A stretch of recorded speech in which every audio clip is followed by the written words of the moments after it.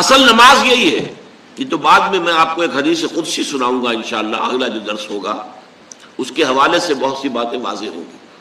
اس وقت یہ ہے کہ اصل نماز یہی ہے، یہ سورہ فاتحہ. چنانچہ میں آپ کو حدیث سنا رہا ہوں جو صحیح بخاری میں بھی ہے، صحیح مسلم میں بھی ہے، جامع ترمذی میں بھی ہے، سنن ابی داؤد میں بھی ہے، سنن نسائی میں بھی ہے، اور بہت سی کتابوں میں موجود ہے.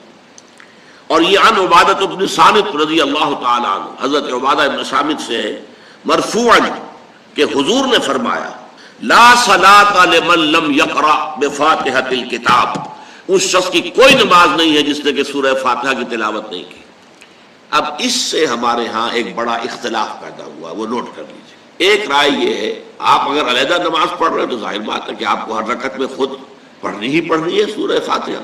جب باجماعت پڑھ رہے ہیں اب کیا شکل ہو؟ امام پڑھ رہا ہے سورہ فاتحہ تو کیا مقتدی کو بھی پڑھنی چاہیے؟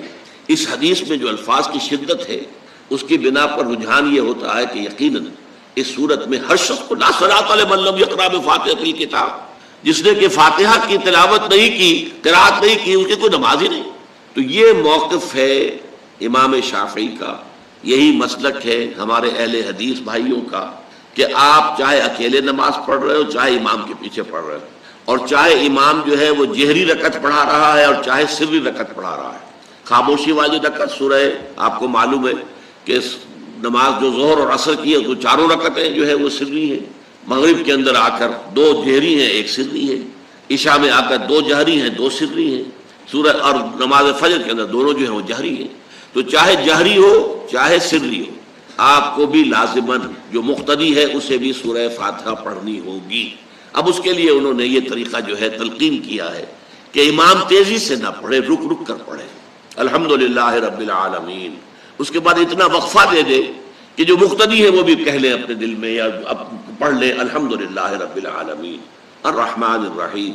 تو یہ رک رک کر پڑھنا، خاص طور پر اگر آپ کو موقع ہوا ہو کسی اہل حدیث امام کی امامت میں نماز ادا کرنے کا، تو آپ دیکھیں گے کہ بڑا فرق ہے.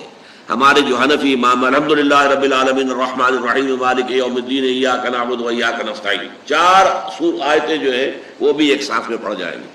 لیکن یہ کہ عام طور پر جو اہل حدیث حضرات ہیں وہ رک رک کر ٹھہر ٹھہر کر پڑھتے ہیں، ترتیل کے انداز میں پڑھتے ہیں.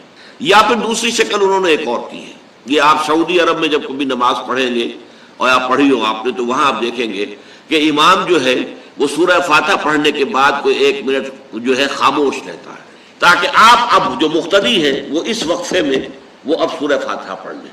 پھر وہ قرات کرے گا، کوئی اور آیات اس نے شامل کرنی ہے تو بعد میں شروع کرے گا، درمیان میں وقفہ ہوگا. لیکن ایک مسلک یہ ہے، اور یہ مسلک جو ہے یہ در حقیقت قرآن مجید کی ایک آیت کے اوپر مبنی ہے. سورہ اعراف کے آخر میں فرمایا گیا وَإِذَا قُرِئَ الْقُرْآنُ فَاسْتَمِعُوا لَهُ وَأَنصِتُوا، جب قرآن پڑھا جا رہا ہو تو توجہ سے اسے سنو، خود خاموش رہو. اب یہ قرآن مجید کی آیت ہے. اس کے بنا پر ایک رائے یہ ہے کہ آپ امام کے پیچھے سورہ فاتحہ نہیں پڑھیں گے، پڑھا جا رہا ہے سنو اس کو، خود خاموش رہو. اور اس کے لیے وہ دلیل دیتے ہیں کہ یہ شکل ایک وفد کی سی ہے. جیسے کسی بڑی شخصیت کے پاس اگر آپ کا کوئی وفد جاتا ہے، 8-10 افراد ہیں، ان میں سپوکس مین ایک ہوتا ہے، وہ بات کرتا ہے، باقی سب لوگ موجود رہتے ہیں، سنتے ہیں. اسی طریقے سے امام جو ہے وہ گویا کہ آپ کا نمائندہ ہے اور وہ پڑھ رہا ہے الحمدللہ رب العالمین الرحمن الرحیم مالک یوم الدین. تو امام کی قرات ہی آپ کی بھی قرات ہو گئی.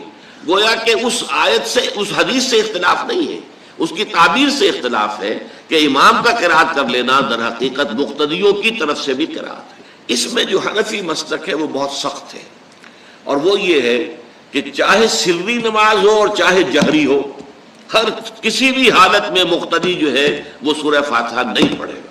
اب اس میں ذرا سا سوال پیدا ہوتا ہے کہ جہری رکعت میں تو اس آیت کا اطلاق ہو جائے گا کہ وَإِذَا قُرِئَ الْقُرْآنُ فَاسْتَمِعُوا لَهُ وَأَنصِتُوا، سری میں تو اس آیت کا اطلاق نہیں ہوتا. بہرحال یہ مسلک ہے امام شافعی کا، ایک انتہا پر ہے، ہر صورت میں سری ہو یا جہری ہو آپ کو پڑھنی ہی پڑھنی ہے.